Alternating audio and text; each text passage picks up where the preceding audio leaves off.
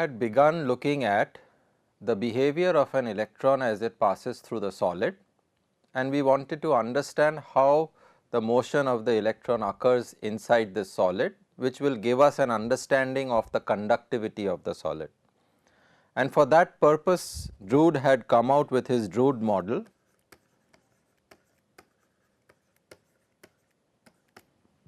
and we had discussed these points, and the points were that first you have these positive ions which comprise the metal, and the electron actually sort of moves through this lattice of positive ions. This collection and the ordered arrangement of these positive ions, the electrons is actually moving through this, and as it moves, the electron undergoes collision, and there is a mean collision time tau, which the electron, which is the time between two successive collisions experienced by the electron. And using that, we had written down the probability of collision within a time interval dt. The probability that the electron undergoes a collision is dt by tau. If dt is less than or equal to tau, and it is equal to 1 if dt is greater than tau. The second assumption was that the electrons between two successive collisions, so if there is a collision and the mean in time interval between these two collisions is tau, the electron between these two collisions moves independently of any forces. It has a momentum p, and after a collision the momentum gets completely randomized. So, with successive collisions the momentum of the electron gets completely randomized, and so if you look at the net average momentum of the electron after a time interval, if you calculate the average momentum of the electron over a reasonably long interval of time, it will be 0, because the scattering has completely randomized the momentum. But in between the scatterings, the electron will move with a certain momentum p, and it is only between these two successive collisions, if there is an electric or magnetic field, the electron will experience a force because of that electric or magnetic field. This was the second sort of assumption, and the third assumption was the independent electron assumption or the free electron assumption, that the electrons, this gas of electrons which is there inside the solid, is actually a free electrons. These electrons are free, they are not interacting with each other. So, it is a completely free electron, and almost this is like the kinetic theory of gases, which has been applied to the electron gas inside the metal. So, we have the independent electron approximation or the free electron approximation. So, these were the three basic postulates or three basic assumptions of Drude, and using this he wanted to calculate the conductivity. So, let us see how he goes about calculating the conductivity of the electron. As we know that the electron is going to move with a certain momentum p between two successive collisions. If the collision time interval tau is tau, then between these two successive collisions the electron will move with a certain momentum p. So, if I know the momentum at any time t of the electron, can I calculate the momentum at any time t plus dt? So, after an infinitesimal time interval dt, from time t, from the instant of time t within time dt, what is the momentum of the electron? So, you clearly know that within the elapsed time dt there is a possibility of collision, and if there is a collision which is going to be encountered because of a probability of collision in the interval time dt, if a collision is going to be encountered, it will change the momentum. So, the average momentum of the particle has to be weighted by the probability that the electron does not undergo a collision within time dt. So, if you have to find the momentum of the electron within this time t plus dt, you have to write it in terms of what is the probability that the electron will not undergo a collision in this dt interval. So, what is the probability that the electron will not undergo a collision within this dt interval? And if you recall, the Drude's model had given already the probability of collision is dt by tau, which implies that the probability of no collision in dt interval is 1 minus p collision, which is 1 minus dt by tau. So, given a time interval dt, the probability that the electron will not undergo a collision is 1 minus dt over tau, and only then the particle will have a certain finite momentum, because you know that if the particle undergoes collisions, then its momentum will get randomized. So, only within, if it does not undergo a collision within time interval dt, if it does not undergo a collision, then only there is going to be an evolution of the momentum. It will go from point p, it will go from a momentum of p at t plus dt. So, the momentum at time t plus dt is going to be written as 1 minus dt by tau times the momentum at time t. So, this momentum at time t is going to be weighted by the probability that the electron does not undergo a collision. Let us look at this a little bit more closely, that you might also want to write it as 1 minus probability of collision in time dt times p into tau. Now, if dt is much greater than tau, what does this expression say? What is going to be the momentum at t plus dt? The momentum at t plus dt is going to be 1 minus 1 into p of t, which is 0. So, the momentum at time t plus dt, if dt is much greater than tau, will be equal to 0. The net total momentum, the average momentum of the particle will turn out to be 0, because the particle in this, if it is long enough, there are scattering which the electron will undergo, its momentum keeps on changing, and as it undergoes multiple scattering, the average total momentum at time t plus dt will become equal to 0. This is expected as per Drude's theory, this is expected, as per Drude's model this is expected, and that is what you get. So, this expression actually tells you that if you are going to look at the momentum at time t plus dt, you have to consider what is the probability that the particle does not undergo a collision, and that is why we have this term. Okay. So, with this expression of how is the momentum at time t evolving to a time t plus dt, we have now a starting of expression in the Drude's model. Now, we have a scattering center, okay, and the particle is at time t, the particle has some momentum. This is the electron, it has some momentum at time t, and in a time interval dt, we would like to find out what happens to the momentum of this particle.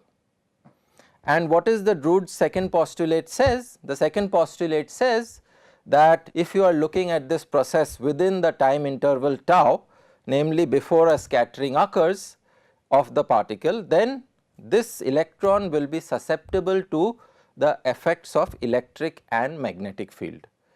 So, within this time interval tau, if you apply some additional force f of t which acts on the particle, then the particle momentum may change because of the action of this additional force. F of t is an additional force applied to the electron. So, only between the scattering, before scattering or within the scattering time interval, if there is an additional force which is applied to the system, then that will change the momentum of an electron. Okay. So, how will the force F of t change the momentum of an electron? The force F of t will change the momentum of an electron. How much will be the change in momentum in time dt? The change in momentum will be the force times the time interval t. This is from basic Newton's law, that the change in momentum will be related to the force that is acting into the time interval dt. So, therefore, we can write down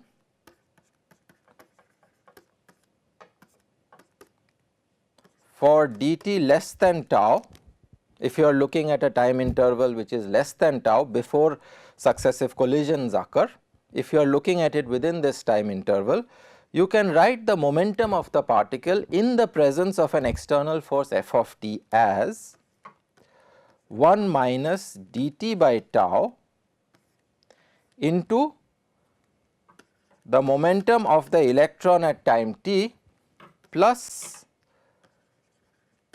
the change in momentum which happens because of the external force which is applied. This is nothing else but 1 minus dt by tau p of t plus f of t dt, which I can write it as p of t plus dt is equal to p of t, let us open out this bracket, minus p of t divided by tau dt plus f of t dt minus f of t by tau dt square. Okay. And now what we will assume is that because the time interval dt is very small, if you recall, the typical scattering times which I had told you about, tau was of the order of 10 raised to minus 14 to 10 raised to power of minus 15 seconds. So, dt has to be much smaller than this value, only then there is going to be possibility of no scattering and it will respond to these forces. So, if dt is much smaller than this, you can safely assume that you can avoid or you can neglect terms which are of the order of dt square. So, this dt square will be a term which will be much smaller than dt, and therefore, you can safely approximately assume that you can drop these terms. So, under this approximation, we can write our equation p of t plus dt is equal to p of t minus p of t by tau dt plus f of t dt. You can take this term on this side, you will get a delta p and you divide it by dt, and then you can show from this expression that dp by dt is equal to f of t minus p of t by tau, and this is the expression for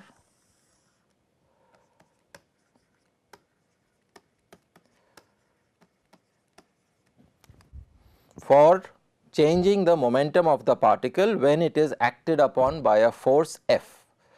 If you see that this part of the expression is nothing else but your Newton's law, that under the influence of a force there is a change in momentum.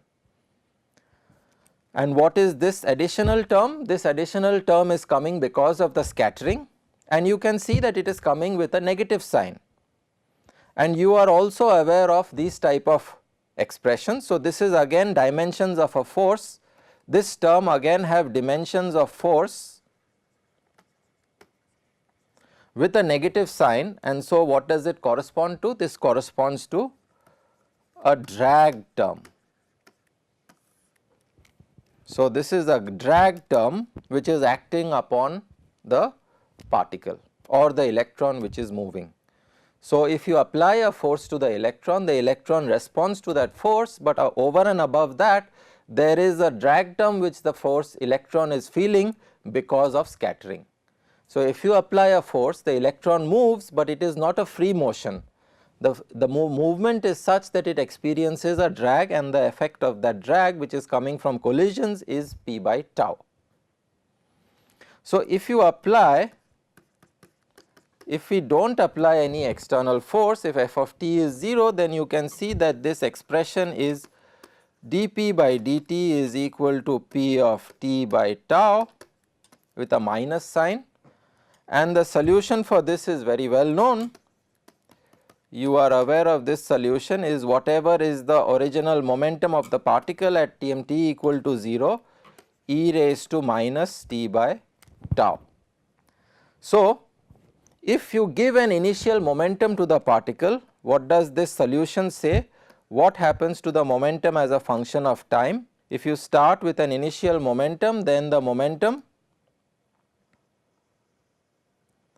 exponentially decays down with a typical time scale tau because of scattering. So, you give an initial momentum, but slowly the momentum is going to get randomized because of the scattering, and then the momentum comes down to 0 because of scattering. So, this is completely consistent with what has been said regarding the Drude's model. Now, let us go back to the original expression, that dp by dt is f of t minus p divided by tau. And let us look at the consequences of this expression. And the first thing that we will look at is the effect of an electric field applied externally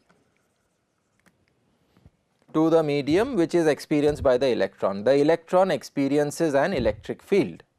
Okay. So, let us look at the first effect of what is the effect of an electric field which is applied to the electron. Again, the idea is that you have scattering centers, you have these scattering centers. Let me exaggerate it and show it. This is the time interval between two scattering centers. The electron is moving. Okay. This is the motion of the electron, and you are going to apply an electric field E whichever way. So, the moment the electron experiences the electric field, its motion will change.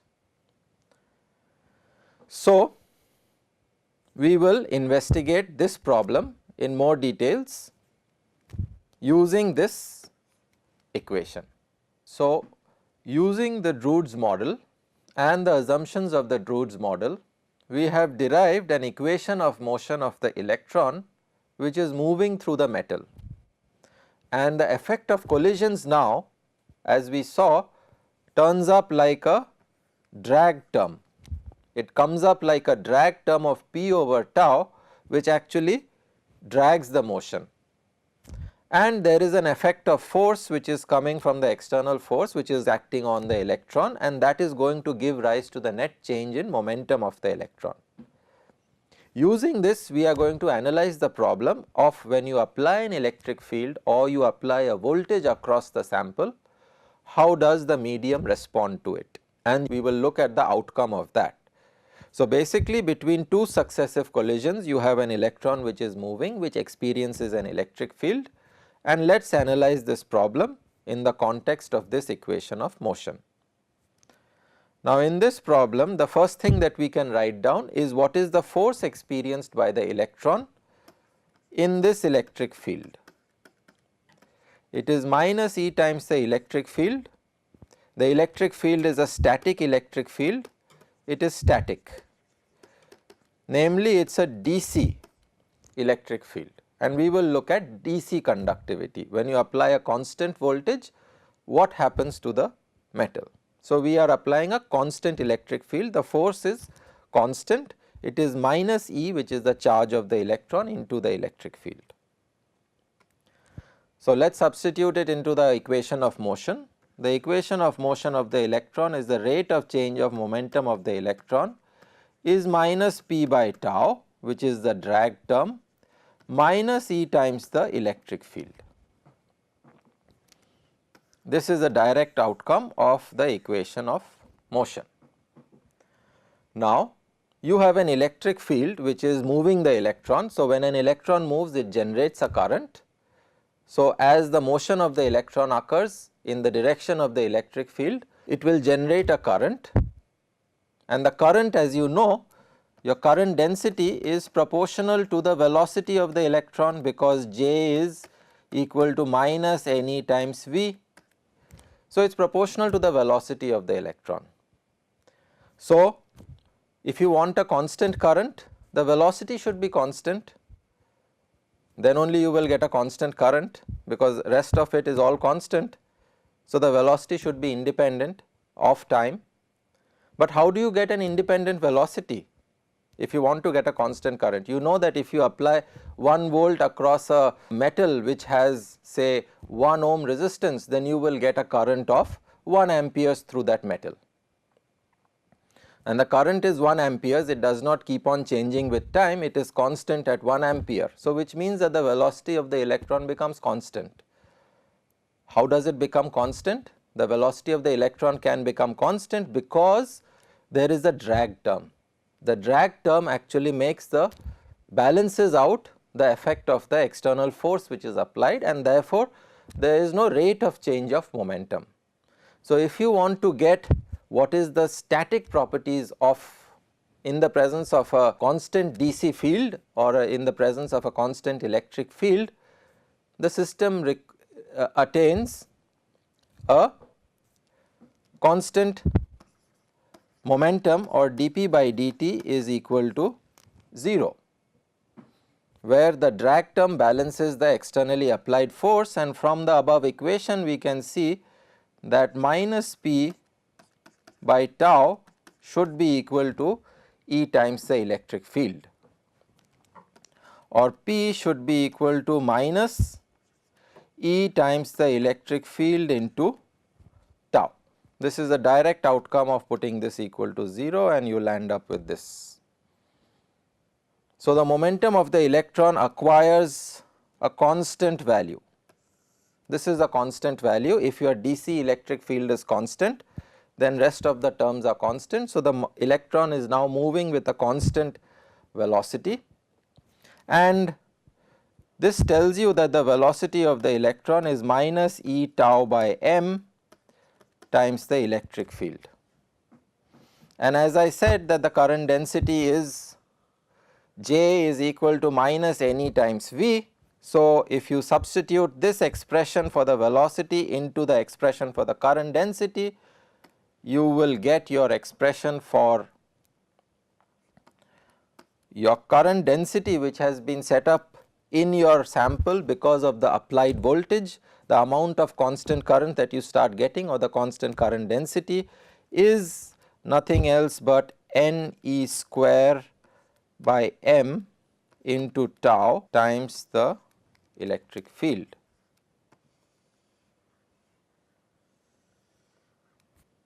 Which you already know that J, we had, while working out and giving you an idea about Ohm's law, we had found that the Ohm's law can be rewritten as J is equal to the conductivity times the electric field. This is a well known expression where sigma is the conductivity, and from Drude's model you have J is equal to NE square tau by m, So, you know that you get your expression for the conductivity of the electron is Ne square tau by m, where n is the density of the electron in the metal, E is the electron charge, m is the mass of electron, and tau is the scattering time.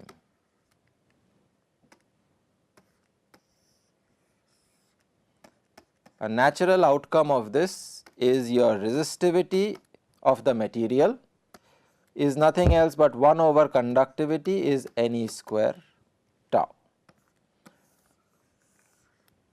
So, using the Drude's model, you directly have a way to calculate the resistance or the resistivity, in other words the conductivity of the material. And you can see that the resistivity is a function of the scattering time. It is crucially related to the scatterings which are occurring in the solid. As the electron moves, the idea is that as the electron moves through this lattice of positive ions,